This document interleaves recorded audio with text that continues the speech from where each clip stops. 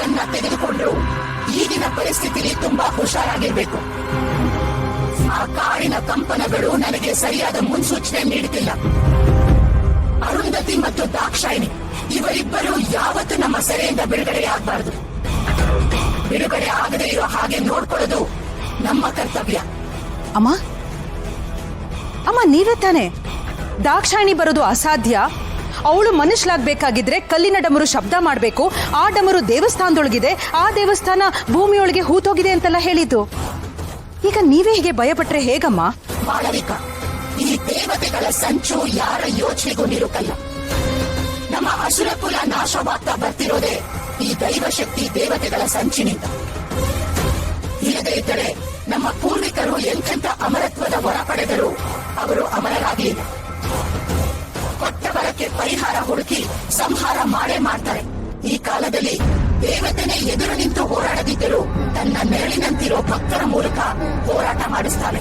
ಅದಕ್ಕೆ ದಾಕ್ಷಾಯಿಣಿ ಅರುಂಧತಿ ಅಂತವರನ್ನ ಬಳಸ್ಕೊಡ್ತಿರೋದು. ಆದ್ರೆ ದಾಕ್ಷಾಯಿಣಿ ಮತ್ತೆ ಅರುಂಧತಿನ ನಾವು ಮಟ್ಟ ಹಾಕಿದೀವಲ್ಲಮ್ಮ. ಅಷ್ಟಾದ್ರೂ ಮತ್ತೆ ಆ ದೈವ ಶಕ್ತಿ ನಮ್ಮ ವಿರುದ್ಧ ಹೋರಾಡೋದಕ್ಕೆ ದುರ್ಗಾ ಮತ್ತೆ ಅಂಬಿಕಾ ಅನ್ನೋ ಶಕ್ತಿಗಳನ್ನ ಕಳಿಸ್ತಿರೋದಲ್ವಾ? ಆದ್ರೆ ಅಮ್ಮ, ಇವ್ರನ್ನು ಗೆಲ್ಬಹುದು ಅಂತ ಹೇಳಿದ್ದು ನೀವೇ ಅಲ್ವಾ? ಈಗ ಅವರು ನಮ್ಮ ಊಹೆಗೂ ಮೀರಿ ಮುಂದುವರಿತಾ ಇರೋದು ಕೂಡ ಸತ್ಯ ಅಲ್ವಾ? ಅಮ್ಮ, ಅರುಂಧತಿ ಕತೆ ಮುಗ್ದು ಎಷ್ಟೋ ವರ್ಷಗಳಾಗಿವೆ. ಅವಳು ಸತ್ತು ಹೋಗಿದ್ದಾಳೆ ಅಮ್ಮ. ಮೂರ್ಖತನದ ಮಾತಾಡ್ಬೇಡ ಮಾಂಬಿಕಾ. ಅಂಬಿಕಾನು ಸತ್ತಿದ್ದಾಳೆ, ಆದರೆ ಅವಳು ನಮಗೆ ಮುಳ್ಳಾಗ್ತಿಲ್ವಾ? ಇದನ್ನೇ ನಾನು ಹೇಳ್ತಿರೋದು ಮಾಂಬಿಕಾ. ದೈವ ಸಂಕಲ್ಪ ಅಸಾಧ್ಯವಾದದನ್ನು ಸಾಧ್ಯ ಮಾಡ್ತಿದೆ ಅಂತ. ಅಮ್ಮ, ಈಗಾಗ್ಲೇ ನಾವು ಅವ್ರನ್ನ ಒಂದ್ಸಲ ಸೋಲ್ಸಿ ಗೆದ್ದಿದೀವಿ. ಈಗ ಅವ್ರು ಮತ್ತೆ ಬಂದ್ರೆ ನಾವು ಸೋಲ್ಸೋದಕ್ಕಾಗೋದಿಲ್ವಾ? ಅರುಂಧತಿ ದಾಕ್ಷಾಯಿಣಿ ಅವರಿಬ್ಬರು ನಮಗೆ ಎಷ್ಟು ಅಪಾಯಕಾರಿ ಅನ್ನೋದು ನಿಮಗೆ ಇನ್ನೂ ಅರ್ಥವಾಗಿಲ್ವಾ ಮಾಲ್ವಿಕಾ? ದಾಕ್ಷಾಯಿಣಿ ಹತ್ತಿರ ನಮಗೆ ಹಾನಿ ಮಾಡುವಂತ ಅಘೋರ ಜ್ಞಾನವಿದೆ.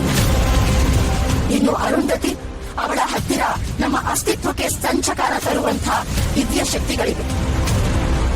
ಅದಕ್ಕಾಗಿನೇ ಅಂದು ನಾವು ಅಷ್ಟೊಂದು ಕಷ್ಟಪಟ್ಟು ಅರುಂಧತಿಯನ್ನ ಕೊಂದಿದ್ದು ಮತ್ತು ದಾಕ್ಷಾಯಿಣಿಯನ್ನ ಆ ಕತ್ತಲೆ ಕೋಣೆಯಲ್ಲಿ ಸೆಳೆಯಲಿಟ್ಟಿದ್ದು. ನೆನಪಿಟ್ಕೊ ಮಾಲ್ವಿಕಾ, ಅವರಿಬ್ಬರು ಯಾವುದೇ ರೂಪದಲ್ಲಿ ಒಂದಾಗಬಾರದು. ಒಂದು ವೇಳೆ ಅವರಿಬ್ಬರು ಒಂದಾದರೆ ಅದರಿಂದ ಎದುರಾಗೋ ಕಷ್ಟಗಳನ್ನ ಊಹಿಸಿಕೊಳ್ಳೋದಕ್ಕೂ ಸಾಧ್ಯ ಇಲ್ಲ. ಅವರ ಮೈತ್ರಿ ನಮ್ಮ ಸರ್ವನಾಶಕ್ಕೆ ನಾಂದಿ. ಆ ರಹಸ್ಯದ ಬಾಗಿಲು ಸದಾ ಮುಚ್ಚಿರಲೇಬೇಕು.